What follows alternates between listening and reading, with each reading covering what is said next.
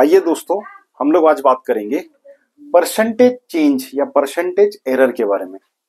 बहुत सारे क्वेश्चंस में आपको ऐसे मिलेगा कि एक पर्टिकुलर फॉर्मूला है, उस फॉर्मूला के ऊपर वो बोलेंगे कि फॉर एग्जांपल जैसे ये फॉर्मूला है z is equal to A square B cube C raise to 4 D raise to 5।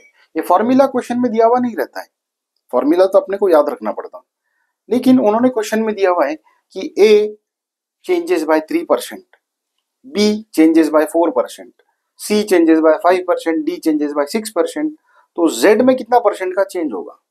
तो मान लो हमको जो फॉर्मूला याद है वो ये है, ठीक है। अब आपको सिंपल एक ट्रिक यूज करना है और एक ही शब्द आपको याद रखना है, टोपी टाइम्स। टोपी का क्या मतलब है? पावर, यानी a रेस टू 2 है ना, ये a का पावर 2 है, तो इन शॉर्ट a की टोपी 2 है, ऐसा हम बोलेंगे। B की टोपी है 3, C की टोपी है 4, D की टोपी है 5। अब हम Z के परसेंटेज निकालने के लिए एकदम सिंपल सी ट्रिक यूज करेंगे। यहां पर मैंने लिखा हुआ है A, उसका परसेंटेज चेंज लिखा हुआ है 3%, उसको सिर्फ मल्टीप्लाई करेंगे उसकी टोपी से। टोपी टाइम्स मतलब मल्टीप्लाइड बाय टोपी। A का कितना है? टोपी 2, ये 2 से मल्टीप्लाई कर दिया, आंसर आ गया 3 इंटू 2 6, ठीक है, यहां पर मैंने लिख दिया। अब B की टोपी कितनी है? 3, मल्टीप्लाई कर दिया 3 से। C की टोपी कितनी है? 4, मल्टीप्लाई कर दिया 4 से। D की टोपी कितनी है? 5, मल्टीप्लाई कर दिया 5 से। अब हम कैलकुलेट करेंगे, 4 3 जा 12। अब कैलकुलेट करेंगे 5 4 जा 20। अब कैलकुलेट करेंगे 6 इंटू 5 30। अब सिंपल क्या करना है, इन सारे वैल्यूज को एडअप कर देना है। हम लोग ऐड करेंगे 30 प्लस 20 50, 60 62 68, 68%। ये हमारा आंसर हो गया। ये percentage change in Z is 68%। Maximum percentage change की बात चल रही, ठीक है ना। याद रहे ये मैक्सिमम है, इससे कम भी हो सकता है, लेकिन मैक्सिमम वैल्यू जो फाइंड करने के लिए बोला जाता है वो है इस तरह से 68। This is how you are suppose to find out the answer.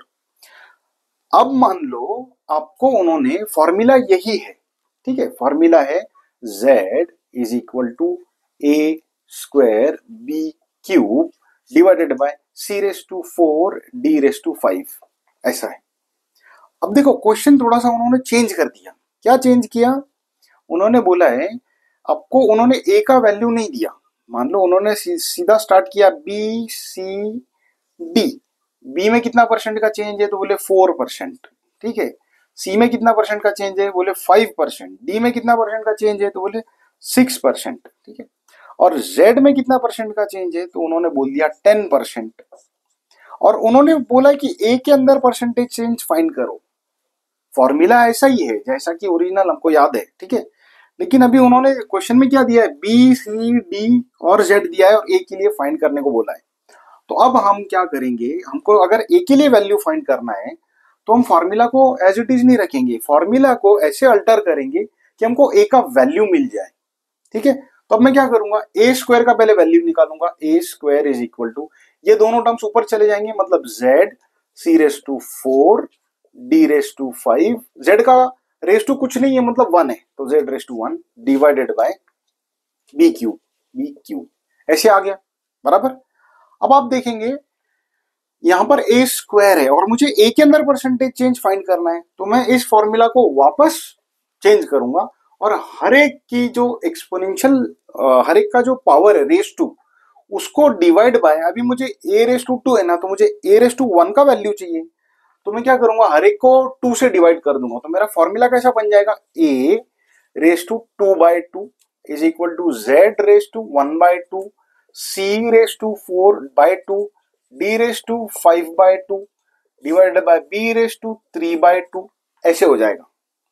अब फॉर्मूला कैसा रहेगा, a रेस टू 2/2 मतलब a रेस टू 1, तो basically a is Z raise to half, C 4/2 मतलब 2, D 5/2 divided by B raise to 3/2। अब मेरा formula ready है टोपी टाइम्स कंसेप्ट यूज करने के लिए।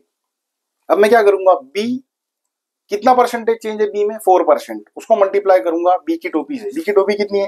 3/2, यहाँ पे लिख दूंगा 3/2, आ रहा है समझ में। उसके बाद में C का कितना परसेंटेज चेंज है? 5, उसको उसकी टोपी से मल्टीप्लाई करूंगा, उसकी टोपी है 2, फिर डी का परसेंटेज चेंज है 6 के लिए उसकी टोपी है 5/2, ये लिख दिया मैंने 5/2। अब लिखा जेड के लिए कितना है हाफ, जेड इंटू हाफ। अब ये कैलकुलेट कर लूंगा मैं सब, 4 इंटू 3 12/2 6, ये आ गया हमारा 6। 5 इंटू 2 ये आ गया हमारा 10, ठीक है। 3 5 15, ये आ गया हमारा 15, और 10/2 ये आ गया हमारा 5। अब हम इसको एडअप कर लेंगे और एडअप करने के बाद जो आंसर आएगा वो हमारा आंसर होगा। 5 + 15 20 30 36, 36% का चेंज आ जाएगा ए में। तो this is our final answer. इस तरीके से अगर आपको बी के बारे में पूछा जाता है तो आप बी का वैल्यू पहले फाइंड करेंगे और यहां पर b⁻3 रहेगा, तो फिर हर एक को 3 से डिवाइड कर देंगे और उस हिसाब से 2b का वैल्यू एक नया वैल्यू आ जाएगा और उस हिसाब से आप b का वैल्यू भी फाइंड कर सकते हैं। इसी तरीके से फॉर्मूला में कोई भी वेरिएबल का परसेंटेज अगर आपको निकालने के लिए बोला जाए तो आप क्या करेंगे, सीधा सीधा उसका पहले वैल्यू फाइंड करेंगे ऐसे, तो आपको एक नया फॉर्मूला मिल जाएगा और फिर हर एक की टोपी से उनके परसेंटेज चेंज को या परसेंटेज एरर को आप मल्टीप्लाई करेंगे और इस तरीके से टोटल करके उनको ऐड करेंगे तो आपको उस चीज का फाइनल रिजल्ट मिल जाएगा। तो आप लोग जो है इसको एक बार इसका स्क्रीनशॉट ले सकते हैं ताकि आपको रिवीजन करने में आसानी हो। ठीक है, आज के लिए इतना ही।